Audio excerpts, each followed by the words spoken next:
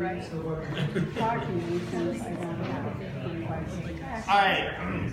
Thank you all for being here today. Couple of things to start off with. We're going to have about a 45-minute presentation. I'm going to try and keep it under that. And then we'll have about a 15-minute time to get a little bit of reaction from you. Get a little bit of feedback through hands raising so we can get rough counts, rough gauge of your interest. And then we'll have pretty much open Q&A after that for about 30 minutes that we have targeted for. But we're definitely going to stay longer because I know that a lot of you guys have questions that are going to get that you want addressed. But during the presentation at all, so that we can stay kind of on track, we are going to ask that you hold all questions till the end. So if you've got paper with you, make a note on it and keep that for the end because we definitely want to answer the questions that you have. But we're just not going to get through everything if we are constantly breaking for questions. All right. So welcome. This is the official launch for Maker Nexus. We decided that we're going to go ahead and pursue building a makerspace for the community. And since you've all been waiting long enough for this, we're going to jump right in without any further ado. You just have to cue on. Next slide. Yeah, next slide. So the short answer is to get to the immediate questions. We're going to be formed as a nonprofit. We are not going to be burdened by the same problems that Tech Shop was, where you're owing a lot to creditors or investors. We really want to make sure that we are an organization that is first and foremost serving the community. We're looking at a shop between Redwood City and San Jose. That's our rough target area. There are a couple of opportunities that we have outside of that immediate area that we are considering because we feel we have to because of the quality of the opportunity available. We'll talk about that later. We're aiming for an April opening. I know that this sounds really ambitious, and it is, but we're hoping that we can have the doors open with at least a minimal makerspace sometime in April. That won't be a full makerspace. It will be a limited makerspace as we're able to build out based upon our financial situation, because first and foremost, we want a space that's open and stays open, because a space that closes its doors after a couple of months doesn't help anyone. We are going to be focusing on having quality paid staff. That means paying them a wage that is actually livable in this area, or at least a lot better than minimum wage. We feel that that's the best way to ensure that you have a good member experience, that machines will be maintained, that there'll be staff there when you have problems, that we can address the issues that we saw through, that we see through a lot of makerspaces that use either underpaid staff or volunteer staff. Right now, our financial models put us at about $150 a month for membership cost, and we're also looking for initial costs of about $1,000 to start up. That isn't a requirement, that's a donation up front to get things off the ground. We'll talk about why that number is what it is a little bit later. What it comes down to is for this to work, everyone's going to need to pitch in. Starting a makerspace is a hugely challenging proposition, and we're going to need the entire community's involvement to make this actually happen. Next slide. So, our mission comes down to being a great makerspace for the community. If we're not serving the community with what we're doing something wrong. If we aren't providing a comprehensive space that you can build out your job skills, build out your experience as makers, enjoy hobbies, learn more, have a community, collaborate with other people within the space, and have some really fun classes and projects along the way, we're not doing our job right. So that's what our mission is going to be. We want to be able to provide high quality tools that are functioning and are working on a consistent basis so that you aren't coming in, taking time and travel time into a shop and then finding out that the tool that you came to use is down for the day. So we want to really make sure that we're offering a high quality experience to the community. We also want to be really focused on education. Know that there's a lot of hesitations about the impact that education has on makerspace, and particularly the member experience when an education program comes and uses a large slot of time that you feel you want to use also. And we're going to talk about how we're going to mitigate those problems. But education, especially educating future generations of makers, is going to be a core part of what we're doing.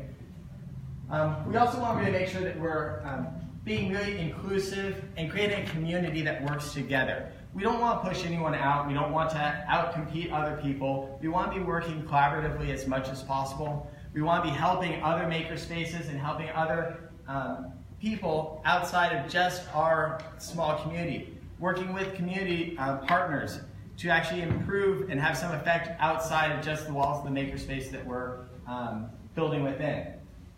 We also want to start supporting a little bit more robustly some entrepreneurial efforts, people who want to launch small businesses, people who already have small businesses and need a little bit of help, whether it's learning how to market on Etsy better or learning how to use social media to get your products out better. We want to be able to provide some classes and some guidance and some mentorship through things like partnering with the Small Business Administration to be able to really give entrepreneurs a step up from the makerspace so that they can really launch a new business or really push the business that they already have going a little bit further along.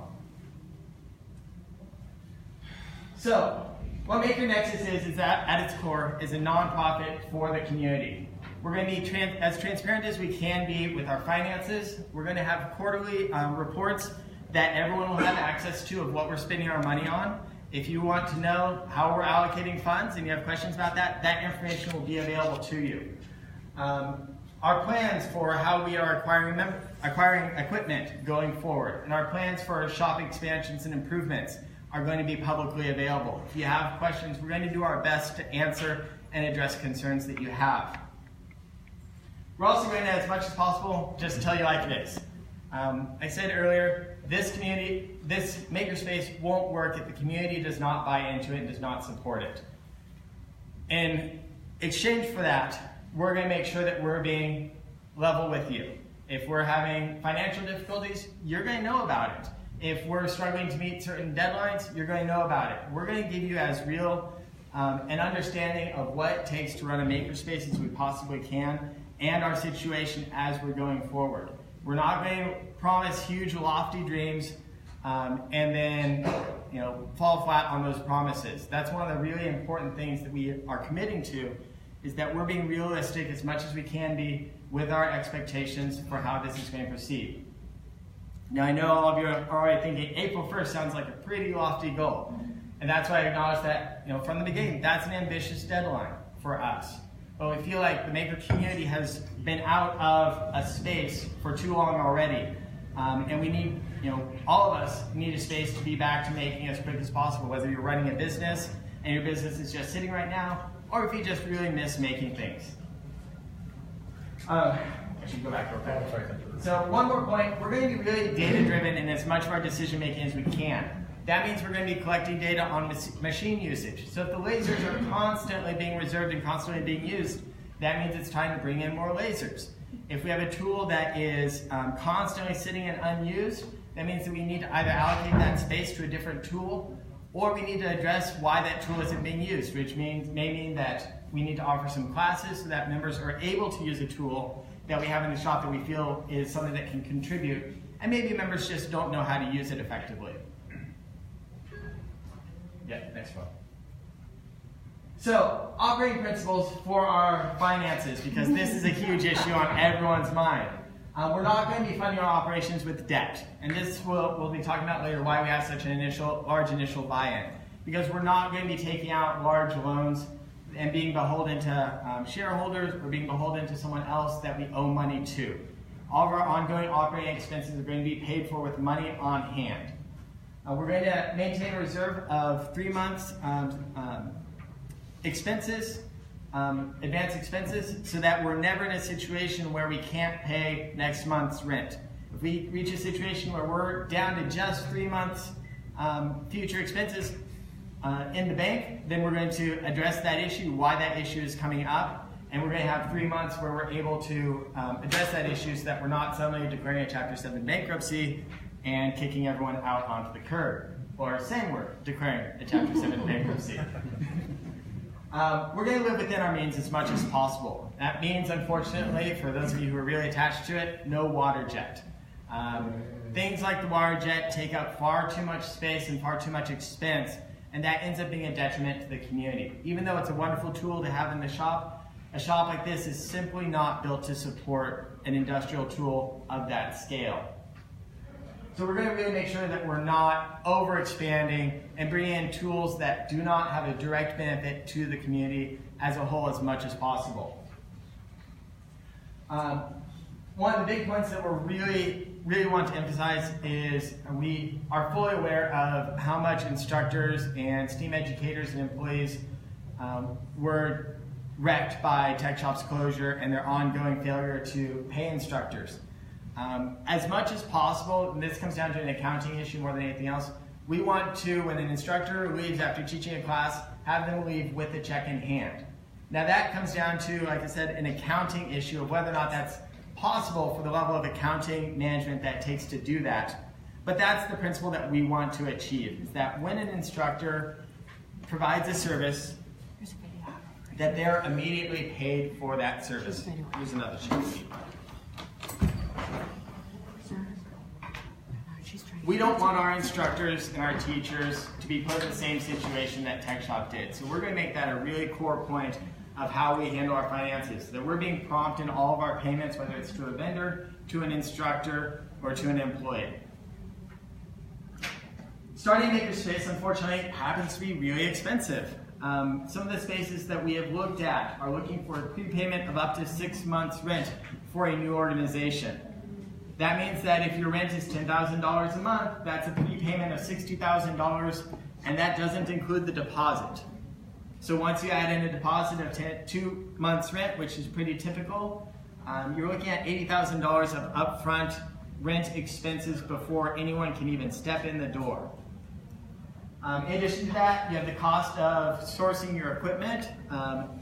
There's certain things you can do to bring those costs down. Leasing equipment will spread costs out over a longer period of time. But a lot of the machines that we're going to be looking at, we are trying to source for as low a price as possible to get good quality machines. We're looking at auctions right now, machinery auctions in the area. We just secured 2 3D printers off an auction in Sacramento. We have a number of lathes that we've secured. But almost all of those mean that you're investing money up front in them because no one at an auction is going to say, yes, we'll lease that to you for a couple months. Insurance and retrofitting the building are also major expenses and major costs. Insurance is really one of the biggest question marks because it depends so much on the number of people that we have and how much equipment you have. That's a number that we have a ballpark figure for, but until we actually have a shop built out, we aren't going to know what that is. So, membership levels.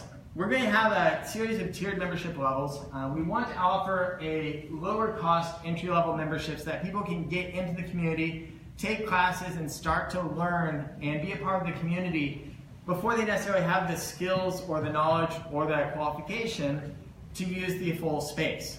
So as an entry-level member, you'll be able to access the shop, maybe the textiles area, computers, but you won't have access to things like the shop bot or the lasers. But it gets you into the door so that you can start being a part of the community.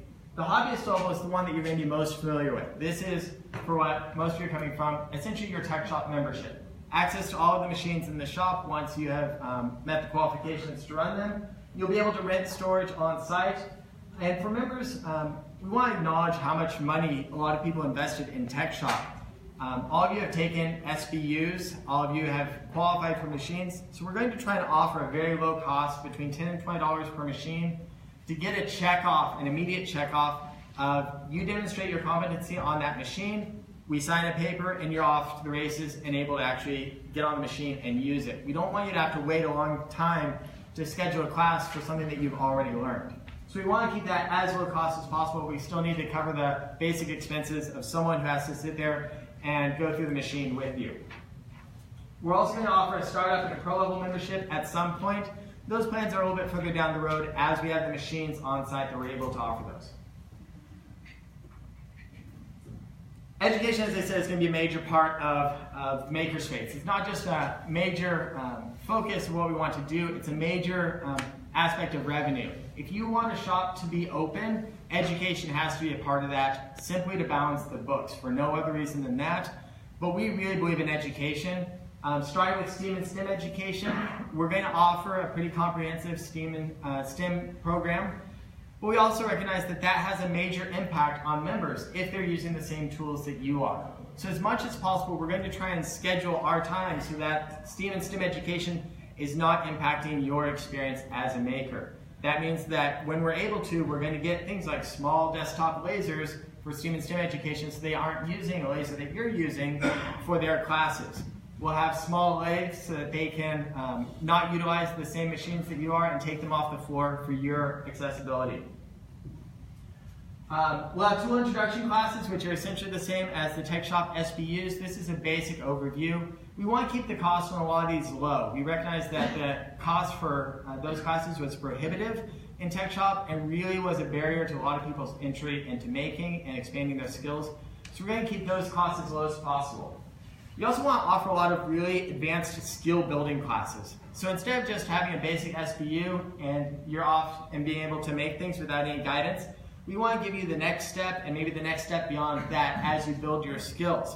And give you some challenging project classes that you're actually excited to take, that are fun and you're able to take home at the end of the day, whether it's building a small table, a laser sword, we all know what that means, a lamp, an Arduino controller for Christmas lights next year, whatever it may be. We want these to be challenging, fun projects that you're really interested in taking.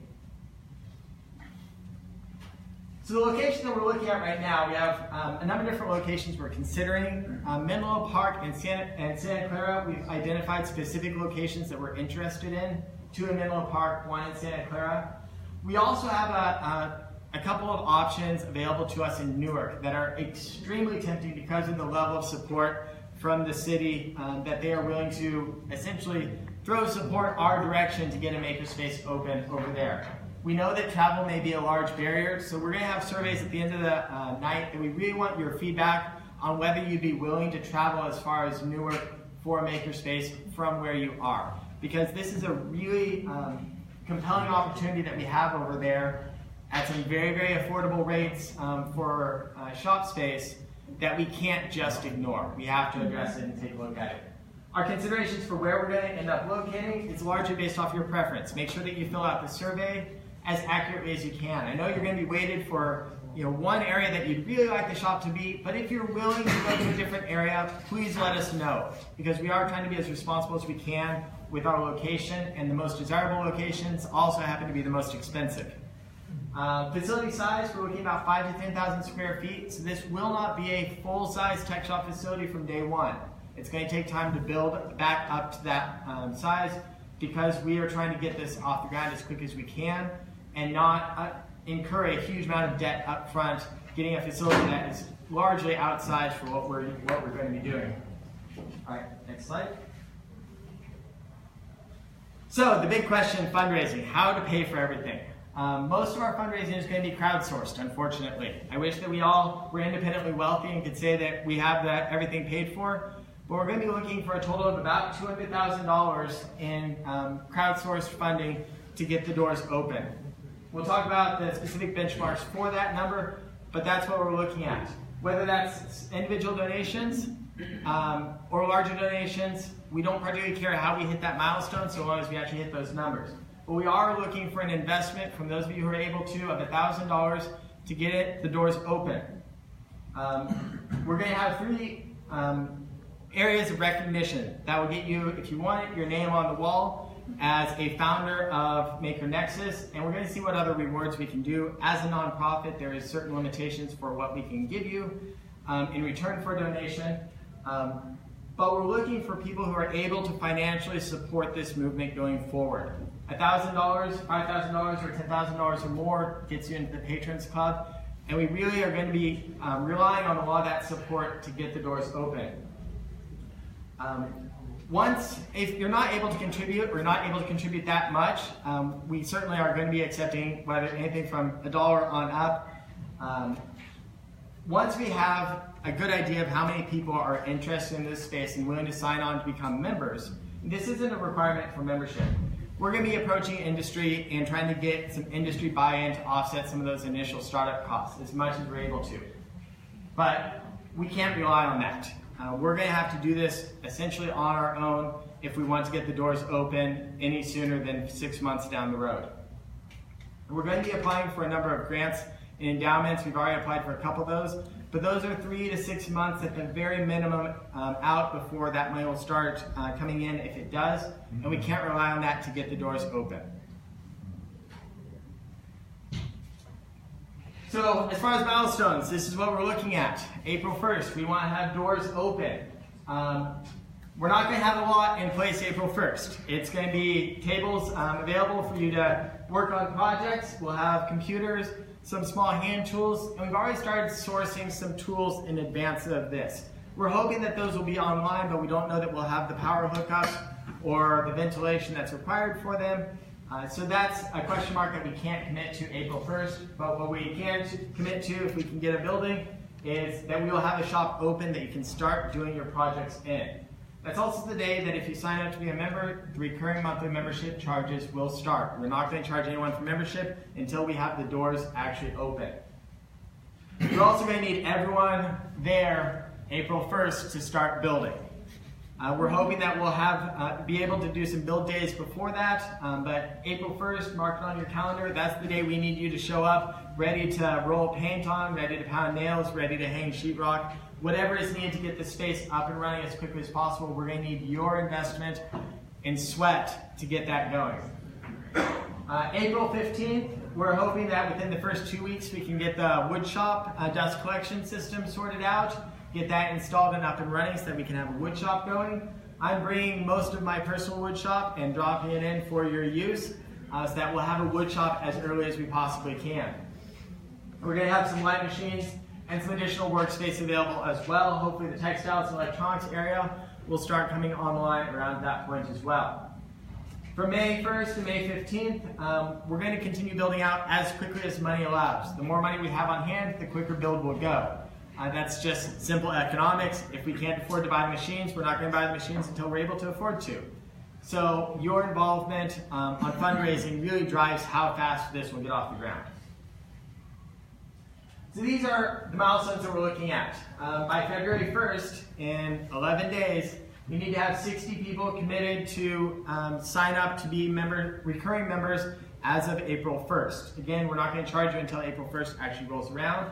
And we need to have $40,000 in the bank. That's at a minimum. That's the smallest shop that we can open that we feel would be a benefit to the community. That's the minimum that we need to surpass by February 1st. Our target, though, is a little bit higher. We want to have 80 members signed up and $50,000 in donations already secured within the next 11 days, and building out from there, and by opening day, have 250 members signed up and $200,000 in donations and funding ready to go. We don't have 250 people in this room. We can't fit 250 people in this room. So that means that we're going to need you individually to reach out to people that you know in the maker community to go and get more members. Because to really make this a success, you have to have a large enough number of members that you can pay the bills on an ongoing basis. That's our goal, though. We can open a shop if we have 150 members, $125,000 in the bank. But it's not going to be the shop that we feel is the biggest benefit to the community. And it's going to take a lot longer for that shop to get really off the ground and get up to the capabilities that you're looking for in the makerspace. So what's a small shop? This is the minimum that we can bring in April 1st if we only hit that first milestone. Open 4 days a week, 9 to midnight if we're lucky. Staffing is a major cost that we have to address. Hours will be limited if we don't have the funding to support more. We'll have 2 lasers on site because we know that that's one of the core tools that has the heaviest use. We're going to invest in the saw stop. If we want to have any kind of a wood shop, we feel that the saw stop is a really essential safety tool. This is not a great shop, I'll be honest with you. It's not going to be functional for what a lot of you want to do.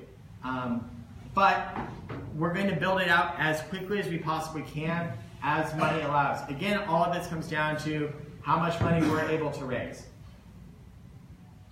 But this is what we really want to see in the first year.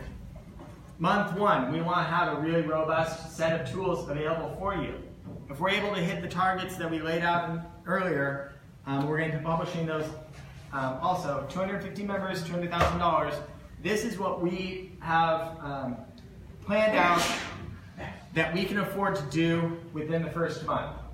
6 months down the road, this is what we're looking at doing.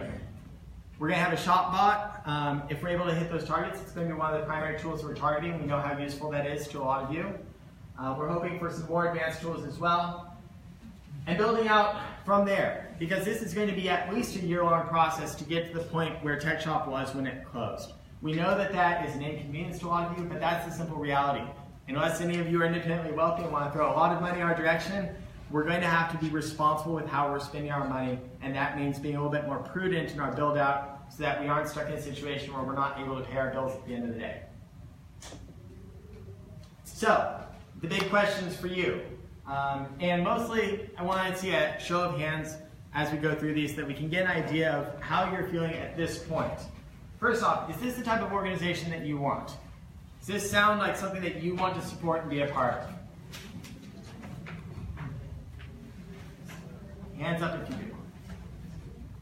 I'll just say most people. I'll say almost everybody. Okay. How many of you are willing to commit to being a member as of April 1st? Again, we aren't charging you until April 1st, but you're willing to say, based on what we have shown you, if we hit our milestones, April 1st, you're willing to commit to being a member.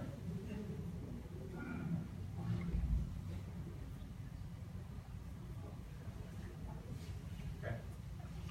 How many of you are willing to go out, based off what we've talked to you about so far, and bring your friends in and say, hey, I believe in this shop, I want you to join also?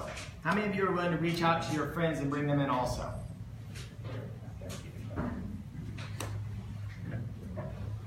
So that means next time we meet, bring a friend with you if you have your hand up, if you can.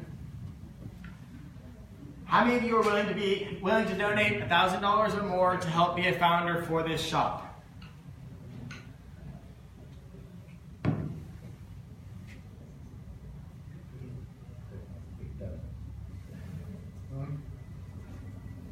All right. How many of you are willing to introduce us to someone that we can give a pitch to about how important this is to the community, that they may be willing to donate some more money to get this off the ground a little bit sooner? Even if you're not able to donate, how many of you can introduce us to someone who might be able to? Those of you who are able to do that, please come up and contact us afterwards, because we really want to get this going as quickly as we can, as soon as we can. And any large donations that we can secure to that end will be a huge help for that. How many of you have contacts within the industry that can help us succeed? Again, you don't necessarily need to put your hands up for this one other than we'd like a quick show. These are people who you know might be willing to partner with us, whether it's providing software, whether it's providing tooling, funding. All of those things are needed. Developing educational programs, apprenticeships, whatever it may be. We're going to need those industry contacts to build out this makerspace for everything to, go as we feel that it can. So I want to reiterate again that this is going to be a community effort. We've been working really hard on this for about 9 weeks now, since the day Tech Shop closed. We've put in a huge number of hours trying to put together a viable financial model that we can say confidently that with these numbers we can keep the doors open and provide a quality makerspace. But at the end of the day, it's all up to all of you. We're 6 people right now that are on the board. And we have a lot of people that are supporting us and working with us and giving us advice and giving us help along the way. But if we don't get your support, and if this isn't a shop that you want to be a part of, we need to know why that is. We need to know how you're going to help to make that a better shop, make it a community that you're willing to invest in and be a part of. And we're going to need you to put in some work also, whether it's finding us contacts, painting walls. If you're an electrician, wiring is a huge expense. We need that help, and on a day-to-day basis, once the shop is open, we're going to need all of you to be involved every single day to make this community as great as we think that it can be. Right. Oh, you've got this. I've got one. Oh my God. No. All right, so thank you all for sitting through that without too much heckling. How many of you don't know all of the board members yet? Yeah, we should. All right, so let's do quick introductions. I'm Eric Hess. Did you switch that off? The Yeah. projector? That's Power button right there. oh, Thank you. Thank you. I'm Regina Seckles. Could you repeat that, please? No, once you say what you did, Okay, say who you okay, are, give your boss. So, Regina Seckles, I worked with Tech Shop. Actually, I think today would have been 4 years. 4 years ago, I started today as a DC, and then I worked 2 years as an instructor the last 2 years as well. I'm Jim Shrimp. I was a Tech Shop member for 6 years, I think, a lifetime member. Not anymore, I guess. I hope my lifetime isn't over. Yeah, exactly. And I'm on the board. I'm vice president. I'm Robert Smith. I think I'm still technically a DC at Tech Shop Newton. There's no paperwork that says otherwise. I've been really trying to get work lately, but I also served as an instructor there. I am the secretary of the board. I'm James Pistorino. I was a Tech Shop member for many years, the treasurer of Maker Nexus, and just helping with all the legal stuff. All right. James. Question time. I'm gonna just note. So if you want to get down like these slides, the boards that we had outside, our bios, all that'll be available on the Maker Nexus website. Well, everything except the presentation is available on the website right now, and then I'll put the slides up hopefully tomorrow morning so you can get all of this information off the website if you need it. We know that this is a lot of information, a lot to take in, and we have a lot more to share. This is really a 30-minute slice of 9 weeks of really intensive work.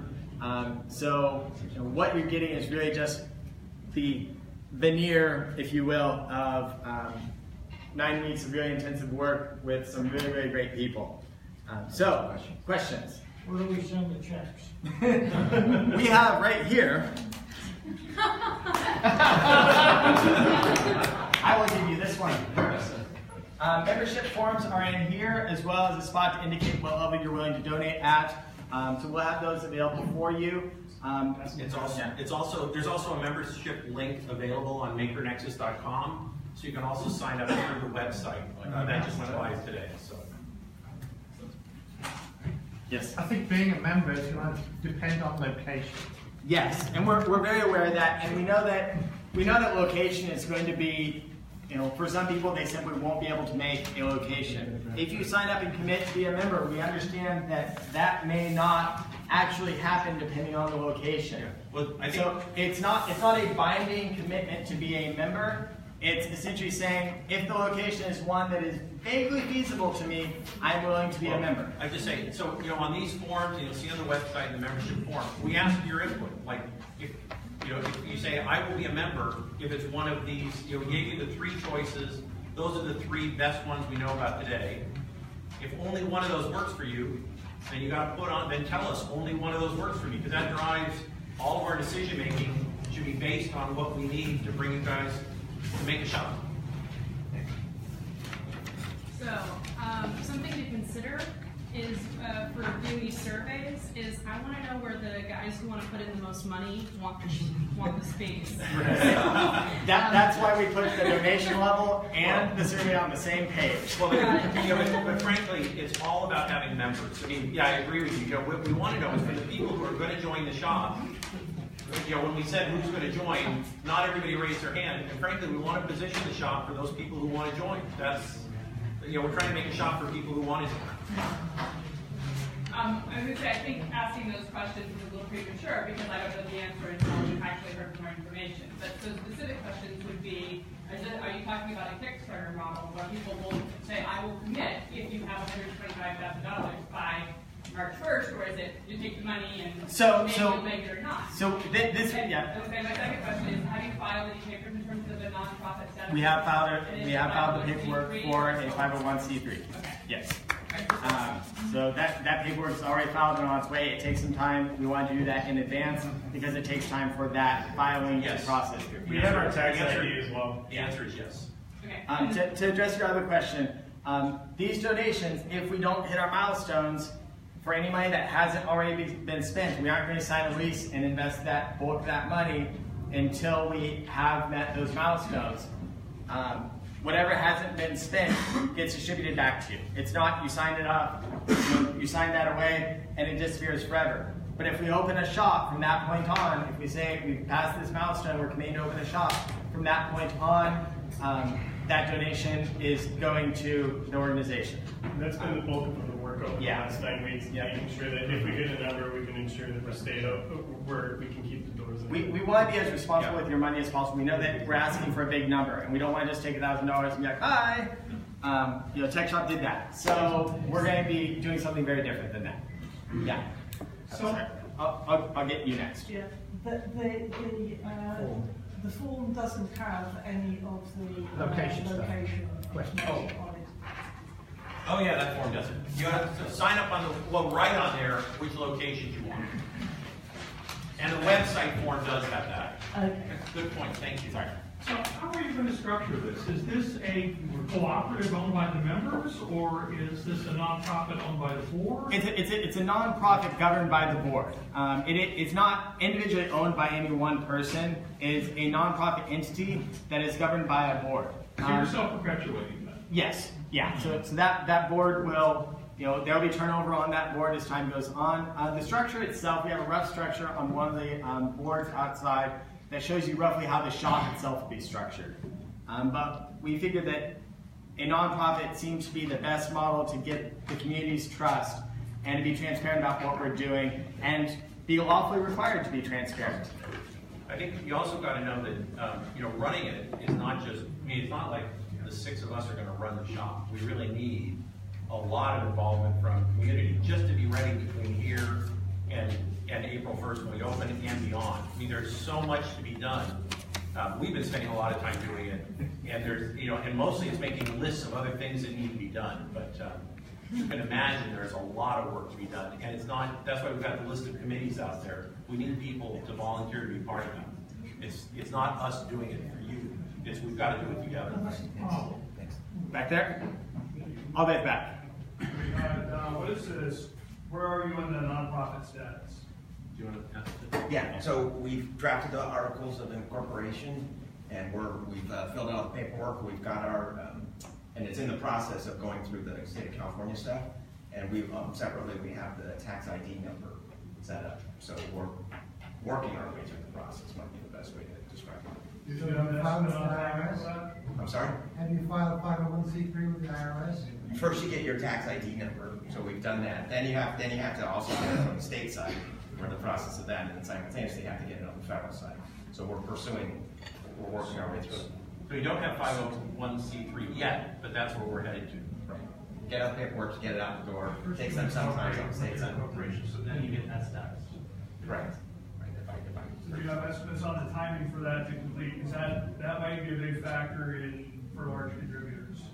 Yeah, so to get through on the state side, it should only take us maybe a week or two more to do that. On the federal side, we have options that it could be done pretty quickly thereafter. So it's not a months-long thing. It's a weeks. Yeah, long thing. I would say if you have a donor where you think that's a particular issue, then we should talk to you about that in the CD. Well, I think a donor might, if it's deductible, they might be able to increase their donation.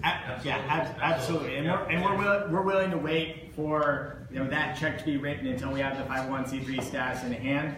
If you're willing to say I'm committing to this amount, we'll be like, we're happy to wait for a larger amount until we have the 501c3 actually in hand for you to look at. But we need the money to open the shop. Right.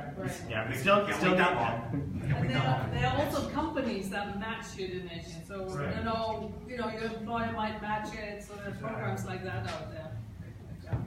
Other questions? Yeah. Maybe you guys can just talk a little bit about the locations that you think are most likely.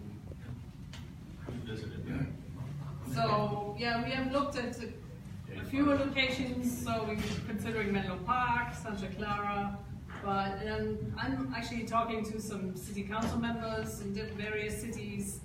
I don't want to go into specifics because I don't know what's going to pan out, but we try to identify something that's as low cost as possible, obviously, and in a good location.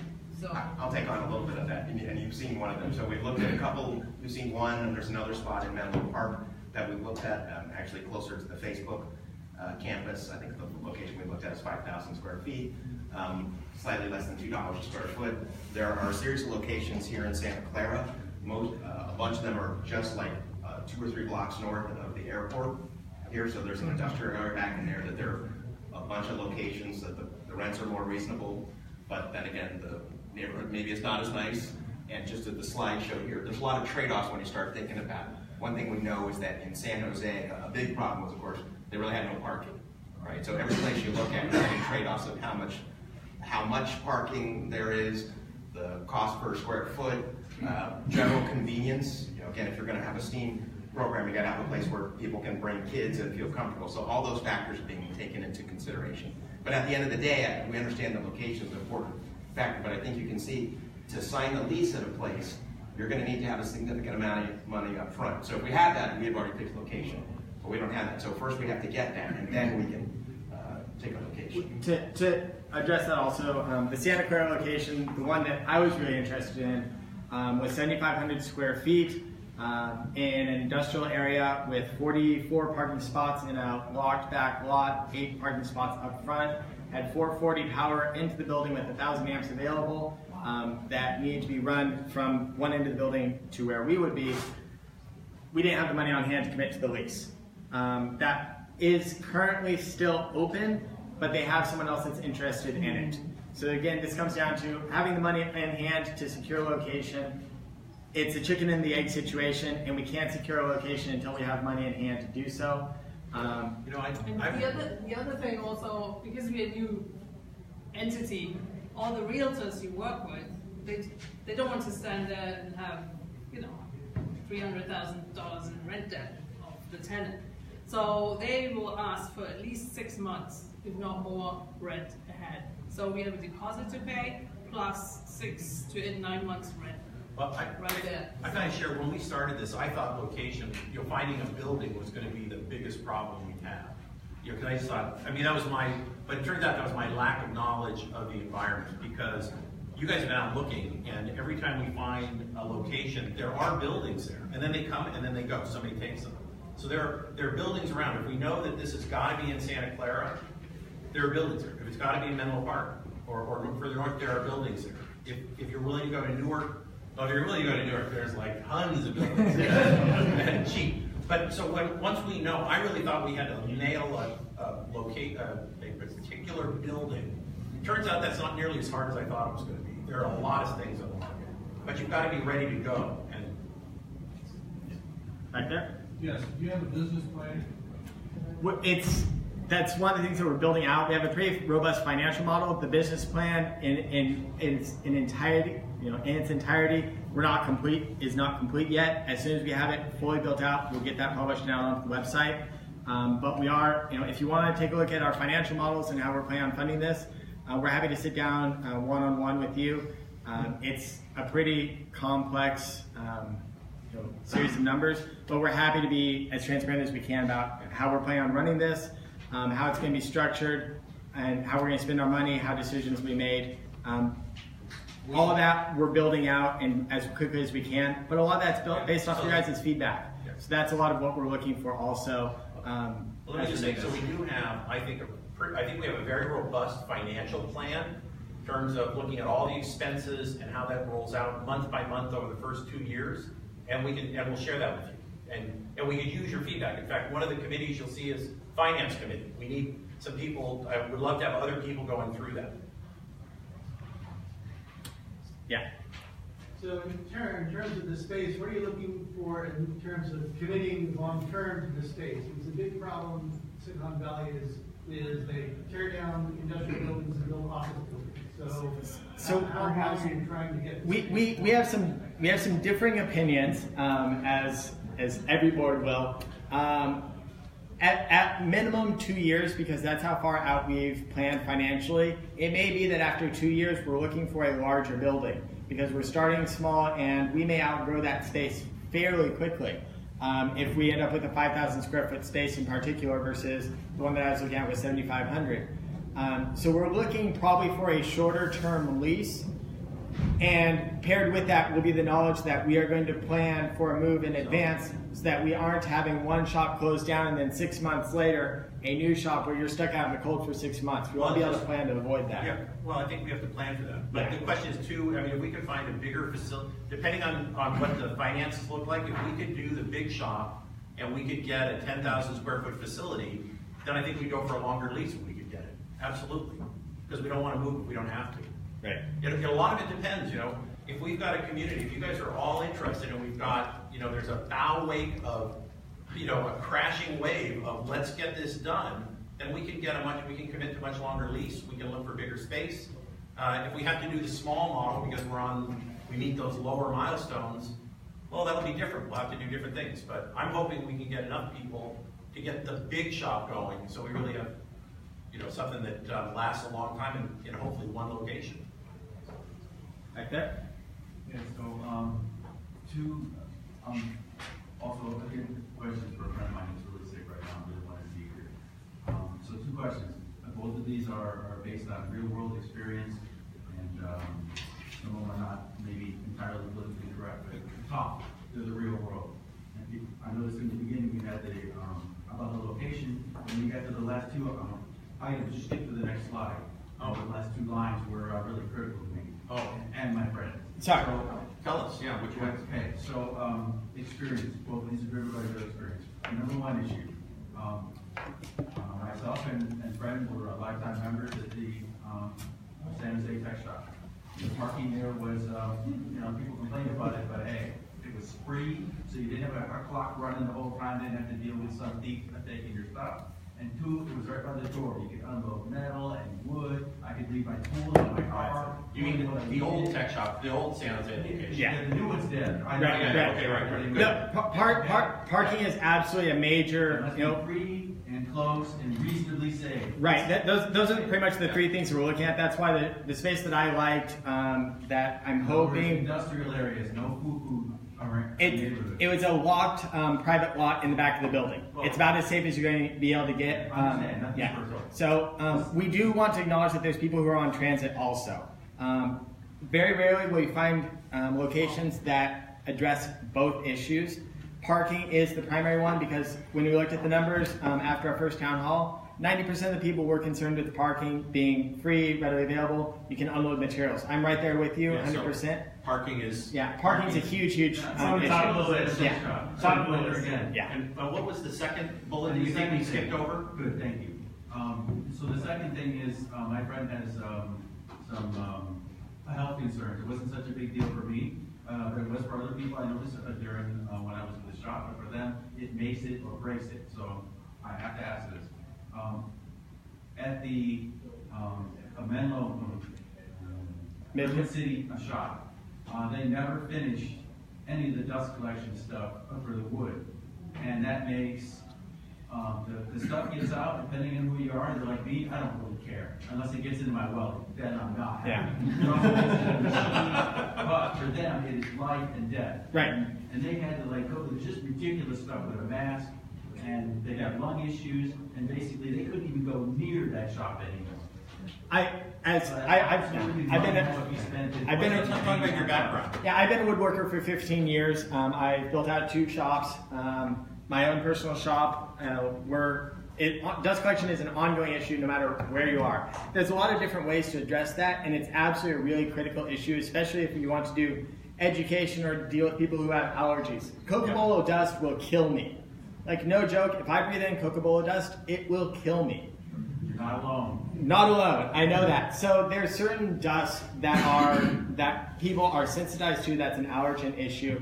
And right off the bat, dust collection is going to be a major issue. You're going to have to pull a dust collector from one machine to the next because we aren't going to have a full industry level solution right off the bat. An industry level dust collection system starts at $40,000. But we are going to build that out. Yeah, it's something that we want to build out. Day one, dust collection will be a little bit iffy.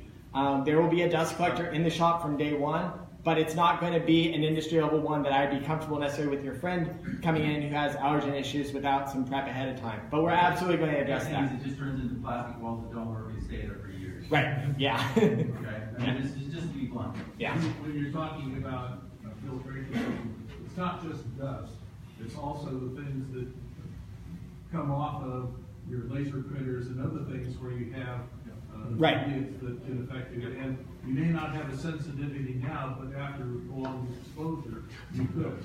Yeah. Yeah. So we're gonna, the lasers are gonna be ducted, we will have dust collection. I think you're right, it's gonna be hard for your friend in the first 2 months to do that, but we're building that out. Yeah, to a point, but, you know. Yeah. The situation in Mid-Peninsula was just unacceptable in the wood shop for the dust collection. But you'll be able to talk about those things in like monthly or bi-monthly member meetings where we talk about that, because it's like the membership, it's not like we're some organization that the membership isn't part of. You guys have to help drive it. You're paying membership fees. You got to help us decide where does that money go in the shop. What our job, I think, is to guide the shop and make sure we're being fiscally responsible in what we do. But it's not like we're bringing this stuff in. You guys are part of bringing this shop together and running it. Eric, can you tell us a little bit about yourself and how have you been involved in Tech Shop? Sure. I've been a Tech Shop member for a little bit less than a year now. I lived on the other side of the state, or I would have been a member much earlier. I lived up in the foothills this year. I was near Placerville. I've been doing woodworking professionally for about 15 years now. The last 4 has been as a stair installer for custom homes. I worked for a company in Redwood City. Built out my own personal shop, built out a shop for the stair company that I worked for in Sacramento. I've always enjoyed being a maker. I've been tinkering with Legos since before I could walk, and I ended up building my own CNC router, 4x8 table, holds 1/1000 of an inch across the entire table. Built it with welders and angle grinders and some very creative ingenuity that I was really fortunate to have a huge community helping that out. So that was really my first community experience of makers around the world coming together to build a really, really cool product. It's called MechMade if you ever want to look it up. It's a CNC router that's essentially open source, and that got me started on making it. I've been doing it ever since.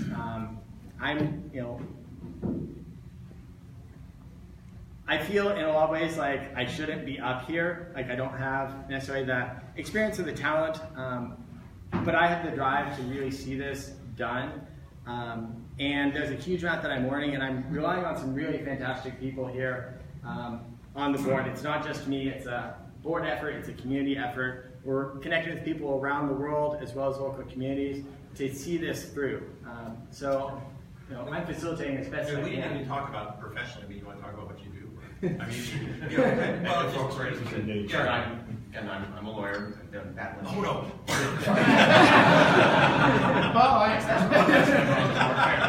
You got to have one on board. I've done patent litigation. I'm a patent attorney. I've done patent litigation for the last 20 years. I was a Tech Shop member for, I think, 8 years total, and I'm working on my own sort of startup kind of a thing that's in robots and software. I have a computer science background as well. I worked for Hewlett Packard for 20 years managing operating system development, and then I struck out on my own. I spent 15 years in a startup that I started with a friend of mine. We grew it to 15 million in revenue, and we had 25 people when I retired a couple of years ago because I was just tired of it. But it's still a growing concern, and so we have to bring that kind of, we need management diligence to this business. And I think Eric's answer really kind of sums up what our intent is from the beginning, which is we have a lot of inspiration and want for something like this to come together, and it's we don't necessarily want to be the drivers of the wheel all the time.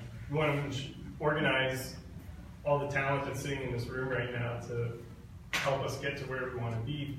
The trouble is that not any one person can do it. And just the energy to organize everything, to get everyone into this room, to see what can happen. We want to use everyone's resources and everyone's talent and create a much better, more adaptable makerspace that actually listens to the needs of the community. Robert, if people aren't familiar with your background, what kind of things did you have at Tech Shop? Oh, I was a DC for about a year. I was an instructor there. I went to school for mechanical engineering before I began working at Tech Shop. So I studied art, so I went to art school. I did glass, I'm a glass designer. And then I diverted from glass because it's not many spaces. Unfortunately, we can't build a furnace at our space. I wish we could, but and I'm from Europe. I'm originally from Germany. So when I moved here, I was very happy to find Tech Shop and started working with steel and paper and lasers and all that sort of thing. And what's better than actually working, not just working, but working in a space like this. So that's why I really felt like we need to start making a new one, because it's just really everybody's happy space, I think, who was here, right? So we have to make a new one. To build on that, I see Gordon in he might have stepped out. But one of his comments on Facebook actually moved me quite a bit, where a question went out on the orphans page and asked what was the last thing you made at Tech Shop, and he had said that he had made himself there. And that really resonated with me, because I went to school, like I said, for mechanical engineering, had an internship with a firm, and I hated it. I hated every second of it, and I moved back home here. But by the luck of the stars, Tech Shop, and that's really what I wanted to do. I wanted to be around a bunch of creative people with shared talent, willing to share that talent and work with my hands. And I felt like that was true there too. My current job that I have now, which is really my dream job, would not have been possible without the time that I had spent at Tech Shop. And that's why I have such a personal investment in seeing something get built. Next question. Oh. Yeah. Be interested to hear more about Newark, both from the board and also from the future membership. Do you want to talk about Newark? Okay. Yeah. Sure. Put you on the spot. Newark is around 60% or less as expensive as any other location that I've found. Yeah, you can see us talk about it. Yeah. So most other places around $2 a square foot, maybe $1.50 or so. Newark is less than $1. On top of that, the city is offering us all sorts of tax incentives. The schools don't have any education programs and want to directly work with us. In one phone call, they put us in contact with the person that's setting up their programs. So we already have an end to education. And then they have kind of other interesting opportunities, like the I don't really know how to explain it, but the city has the foreign trade zone opportunity. So for small businesses, they have the ability to import without paying customs, and some small businesses can be more competitive just by being in. So that's another opportunity.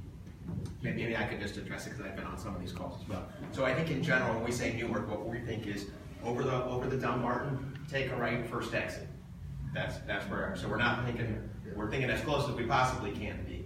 But it's fair to say that we've gotten more enthusiastic support, let me try it that way, or at least potential support from the city of Newark and the city of Fremont. They kind of work together. And it's true that there's a potential at the time with the schools, which would feed into the STEAM education. When you guys go back and look through the numbers, you'll see that the STEAM components are a significant chunk of revenue. So having that built in makes it easier to have a sustaining shop, and the rents and the volume spaces is lower. But same thing we always say in all these things. It's all got to be factored in with how inconvenient is it for everybody to go over there. If people don't want to go to Newark, well, then it's not on the list, right? Exactly. So if you're looking at the Newark option, would it be something where, I don't remember the details of the numbers, but instead of having 125 people, or 125 potential members, and $150,000, you can say, okay, we can start it for sure in Newark if we have 100,000, and if does the threshold for actually being viable come down to where the number of people in this room times 2 could make it work? I'll try to take it. Yeah. So there's the potential of it. So I think if you look at the number for what we call the small shop, the small, absolute smallest we could do, I think the number is actually 150 members. There's the potential, but first you got to start here. We got to get feedback from you. I mean, I know we've heard from some folks just they're not going to Newark. They don't care. Right? I get it, right? They're not going to go to Newark. But I need to know, is that everybody or is that nobody? And then if you tell me it's no one will go to Newark, then they're off. If you tell me everybody will go to Newark, I'll be on the phone with Newark a lot more, and there might be different options.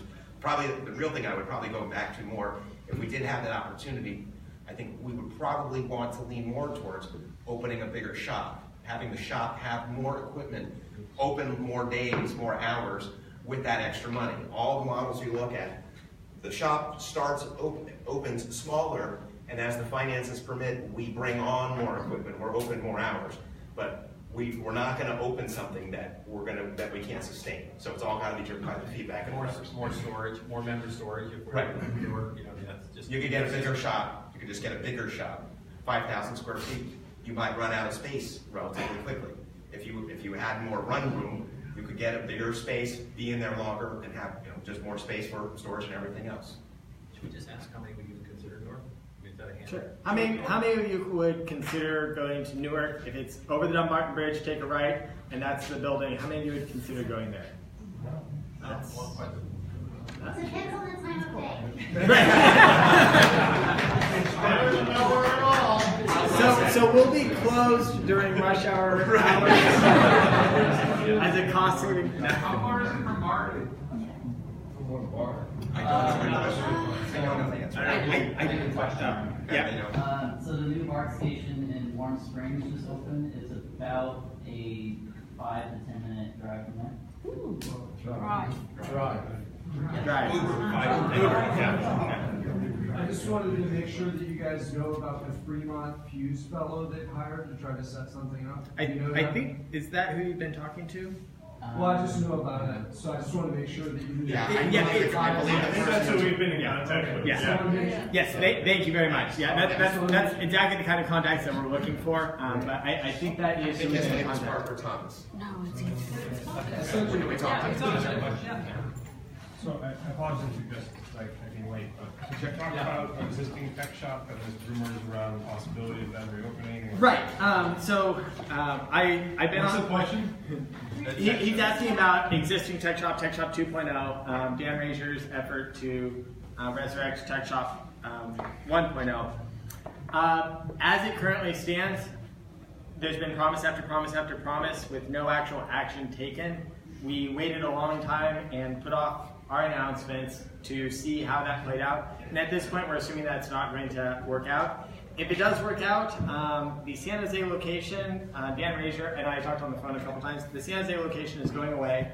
The Mid-Peninsula location, the rent is pretty high. They're $300,000 behind on rent in Mid-Peninsula. That debt would need to get taken care of before Mid-Peninsula opens, which means that unless he's willing to just drop down $300,000 to bring it to current, he's going to be looking for a different location, which means he'll be 6 to 8 months further out before a shop opens. But I think the answer is more that if we get enough people to run our shop, if we get enough members, then it doesn't really, he could open. Then he could do whatever. So if we've got members, if you guys are signed up, and your friends are signed up, and we have the 250 members, well, we got a shop, and he could open something, but it's not going to, I don't think it's going to happen. I think it was more, they still have all the equipment sitting there. Oh, maybe I'll take on, because I've looked into some of these things, at least on the legal side of things. So at least in San Jose, maybe start there, they didn't pay the rent starting in July. So that's why when they closed the doors, they were within a week of the sheriff posting the notice, and the landlord usually takes months to go through the process of getting evicting a tenant. They were already through that. That's why the notice came so quickly. In 2 days from cutting power, right. PG&E was going to cut power. The power's going to supposed to be cut. That's half the reason they chose the date they did. They were able to juggle when employees got paid versus when they were going to turn off the lights. Right. They closed on a Wednesday, with the manager being told that PG&E was going to cut off the power on Friday. So once the landlord took over the property, perfected the eviction, at any time now, the landlord could schedule a public auction to auction off all the equipment that is still there at any time. We've been in contact with them. I know with Eric, we work to help people get their stuff out of there. So we're in contact with the landlord, and if there is an auction, they'll let us know beforehand. So again, the rent wasn't paid starting in July. I think they're significantly behind. So wow. we know, or at least we believe very strongly that it started that way. Based on that and the feedback from Dan that San Jose is not going to reopen, at least where it was. In the Mid-Peninsula, it's less clear. It does not appear that the landlord has begun eviction proceedings, but our understanding is that they were behind on the rent 300 grand. And so you just start looking at all the numbers. It doesn't appear really viable for those locations to open again or anything like that they were. If you look at all the locations that vary, the most viable it would have seemed like might be San Francisco. And so that's why I think when you look at a lot of the postings from Dan Razor, you see him saying San Francisco, and Mid-Peninsula and San Jose, not so much. Okay? Did that answer your question? Yeah, it did, and I would assume that if these locations down here go, that all the equipment would go to a bankruptcy trustee and then it would get auctioned off. Right. And I think San Jose's equipment is not tech shops anymore. Yeah, a lot was also rented and leased, so that will go back to. One of the other reasons why we are looking at donations and getting some money in hand is because when the San Jose landlord says, we're going to auction this now, if the deal with Dan Major or if there's another deal in the works, if that falls through and Tech Shop is forced to declare bankruptcy, at that point, all that comes up for auction. And if we're able to have enough money in hand that we can make a compelling offer to the trustee, we can get a lot of that equipment potentially into the shop at a reduced price, or if it goes to auction, we'll be able to be at that auction and bring some of that equipment that you're already familiar with. Some of it's not in the best condition, but we want to be able to bring that equipment in if it's available.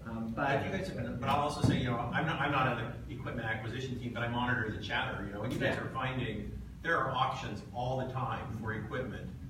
So we don't have to rely on buying it from Tech Shop. There are a lot, the equipment comes on the market all the time in auctions. Either people through bankruptcy or they're just moving on and replacing equipment. So, and if I could just say one further thing on that. One thing that I know I've talked to some folks about is because of our nonprofit status, we do have more opportunities to get equipment at lower rates and to get stuff that's counted as sort of a donation to a nonprofit.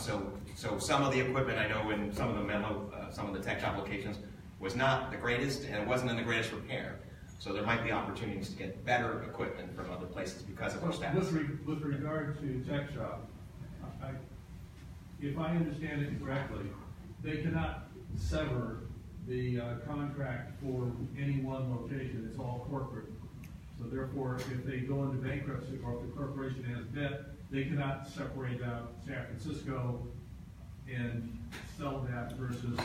I wish the Tech Shop was transparent enough to give us a certain answer to that. It just seems reasonable from a legal standpoint that all this was under corporate and not separate. The other thing is that, from my understanding, a lot of the equipment was either leased or financed. It's not clear. I'm not sure if that's. But if you just bear with me for a second. What I'm trying to suggest is that there is no way that I would, as a purchaser, that Dan is trying to be for Tech Shop 2.0, I would not want to acquire significant debt without any benefit, which is what would be if he took over Tech Shop LLC. Maybe I'll try to take on a little bit. I think in terms of the corporate structure of Tech Shop, we don't really know. Clearly, some locations were standalone. That's why you see like Pittsburgh, these other places sort of just breaking off. Some were, I think maybe many weren't. Many were just under the general Tech Shop corporate structure. In terms of the equipment, I think there's a variety of things. Some equipment was leased, but in different locations at different amounts. So I think particularly in San Jose, I don't think a lot was leased. In fact, at least that's the information we have. In like Mid-Peninsula, I don't think a lot was leased. In other locations, I know I was talking to some folks today, the water jet might have been leased. I know the Haas in Arlington was leased. So there are individual pieces that were leased, but I think in general, most of it was not leased. Well, the takeaway that I have is that in light of not knowing what the facts are and the possibility that there are very bad financial situations that someone would have to acquire, I do not see Tech Shop 2.0 resurrecting anytime soon, and I would say do not plan on that coming about in what we're doing here. And we're certainly not. I mean, that's why we're here. Because yeah, that's the conclusion we've done too. Especially after their initial announcements, we delayed our announcement just to kind of see what would shake out. And so far, it's really been nothing. Right, and it's been a lot of talk. Just to finish up on that, if you looked at what we believe the lease rates were, for example, again, San Jose is just way too big. The numbers were way too big for the membership they had. If you look at Mid Peninsula, they actually had a decent rate, but they had a decent rate, but I think the market has gone up quite considerably there. So there's, obviously everybody knows there's a huge Stanford campus being built there. So it seems to me like the odds of somebody else being able to come in there and get that same deal are probably not very high. That location, the minimum is probably not, from the landlord's perspective. Probably going to go up. Yeah, landlord's perspective, better do something else. Yeah. I mean, I just to go back to the locations a little bit. I know that you scoped out other places and stuff, and that stuff on the board. It seems like because of the rental rates, there's a lot of stuff going on in East Bay, but there's very little over on this side. And I'm just wondering, how do you know what are the other places that you know of that are either over in East Bay or over here? Because if Maker Nexus goes into the East Bay, then maybe a lot of people go, oh, that's great. I can't. But, right. Just trying to figure out how that all pans out. It's going to be based off of the feedback that we get from this meeting here, who's willing to commit to what location. I live in Palo Alto, and that's where I'm planning on being in the short term. So if it's over in Newark, I have to drive over the bridge too. So I'm not super inclined to go with that location. We're considering it because we feel that it would be irresponsible if we didn't. So I think that the plan as we're looking at right now is we're aiming for a shop on this side of the bay. If it comes out that we can't find a space that is really suitable, that most of the people are willing to go to Newark, then that may end up being where it is. But I would say your chances of having it on this side are significantly higher than Newark at this point. If I can just maybe I'll address that. I think if you look at, for example, the chart we have in the back, looking at a bunch of different maker type spaces, I think the one thing that I always come away with is none of them are really sort of a comprehensive. You might get a place that has a laser, or they just have a wood shop, or maybe just not much metal, but at least to my way of thinking, sort of the distinguishing factor of what we're trying to do. Well, East Monster Joyce is pretty quick. I mean, if you're prepared to drive to Oakland and if they're with their model, that's a possibility. But I'm sort of down here, I think, again, if you look at the chart, what you'll see is there's nothing that's really sort of comprehensive. And that's at least I know for the kind of stuff that I do. Yeah, I want to have a laser next to it that I can prototype on it, then go to a shop lot and make a cheap version in MDF, and then go to a CNC milling machine and make one in aluminum. If I can't do that, I can't really do my process. So I think we're hoping to have something that's more comprehensive than I think basically any other place in the area really is their vision. One of the things I was struck by when we looked at, and if you go on Maker Nexus, by the way, if you're looking for shops in the East Bay, we try and list all of them. There's a section where it says find a shop near you. But what struck me is it's much cheaper on the other side of the floor spaces. It's much cheaper over there, and yet all those places are actually charging more than Tech Shop is charging over here. It's kind of they're all charging $125 a month at least, and it's cheaper. And here we are, and we don't have a shop anymore. Yeah. Exactly. Yeah. So I want to ask, what's the show of hands of people here who lease or rent? There are people who use rent, but it's really lease. Who lease where they live? How many people? In other words, you don't own your own home. Right. How many lease? That's it? Everybody has their own home? Okay. So there are some folks here I know that are members who actually moved near here so they could be close to here. So, if rents are cheaper there for the commercial space, they may be slightly cheaper also for residential. So, if that kind of commute is such a big deal, if people are kind of, relocating themselves, which may be an option because maybe where you live will be bulldozed down and become a $5,000 a month place soon. then maybe it'll be cheaper to actually be over there and be closer to the shop. That's a good point. I hadn't even thought about that. That is, yeah. Okay, are the affordable housing lists open there? One thing I just wanted to point out about the commute is in the morning, it's fast to go to the East Bay.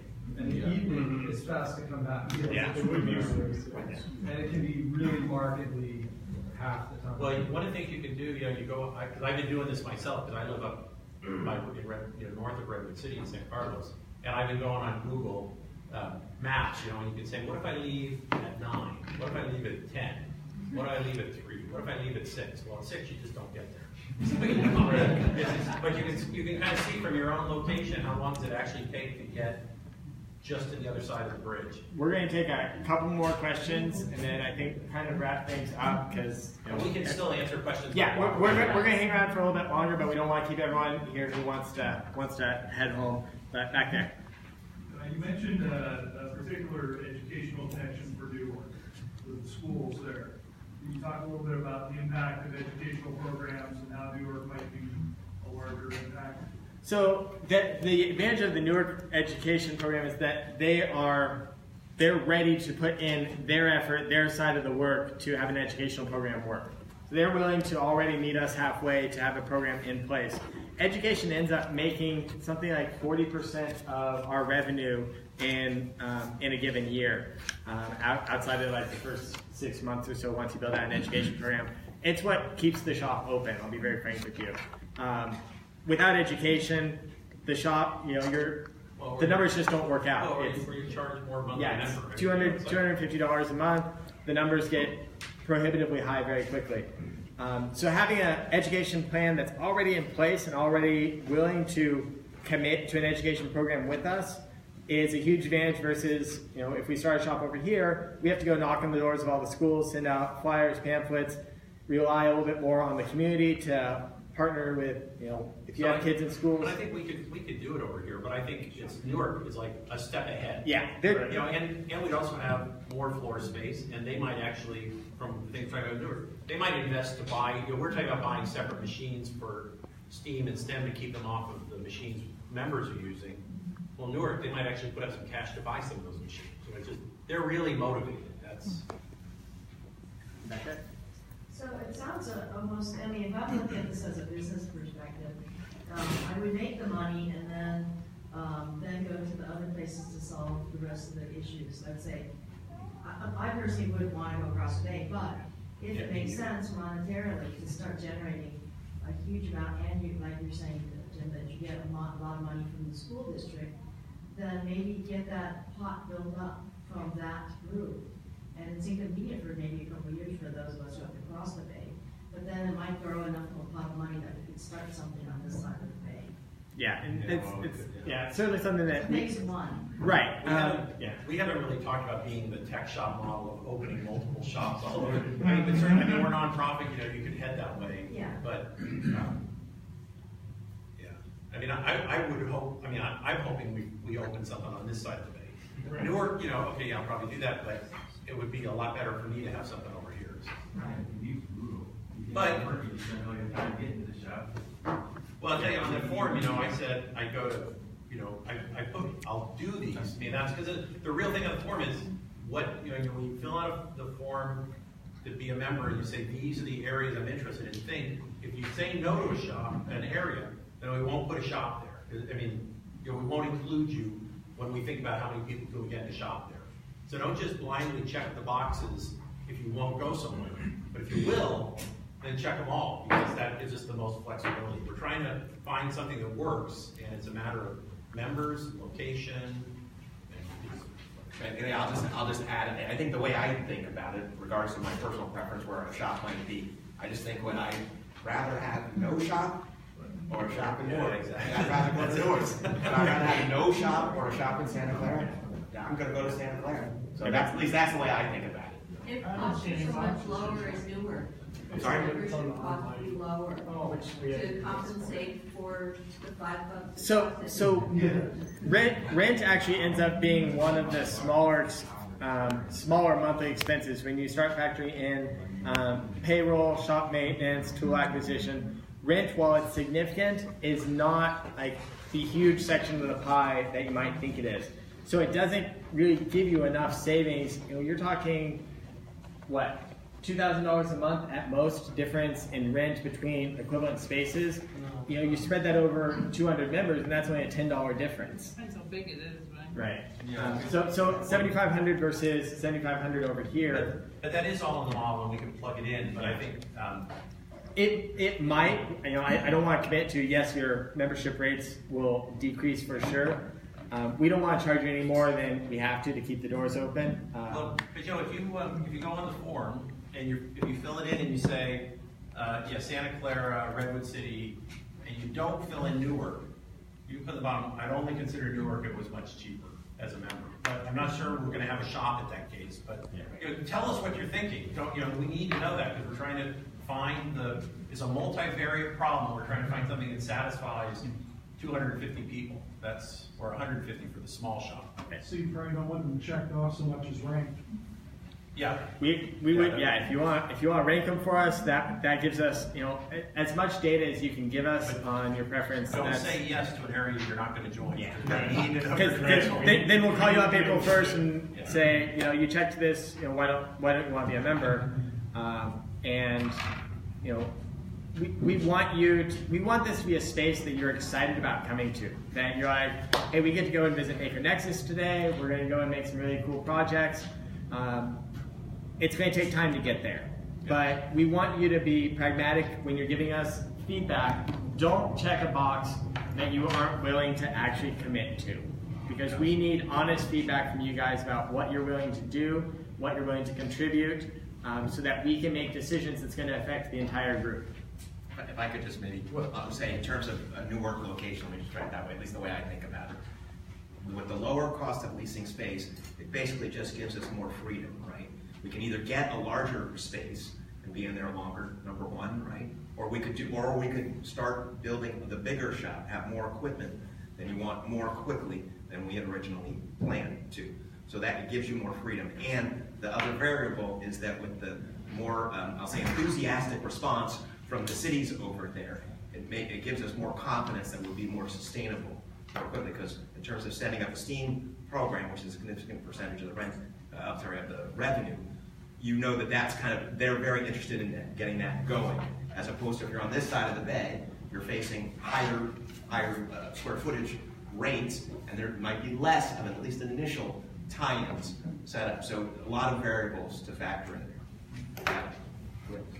I guess one thing that bothers me about the way you just described that is you're suggesting that if you get more money, you're going to spend more money to have a larger shop. And from a business perspective, I'm concerned that if you have more cash on hand, that you don't put it in reserve to protect you from the downsides of opening a new venture. Right. So, you know, it's not we're going to spend money, you know, just as we have it. It's we have an end goal that we are trying to achieve for you as quickly as possible. As long as we're staying within our operating principles of having 3 months on hand, you know, any money that's beyond that reserve is money that we are able to discuss how we're going to allocate and spend it. Whether that's getting new tools in, maintenance on existing equipment, hiring more staff, whatever the shop needs are, that's the money that we're able to address it with.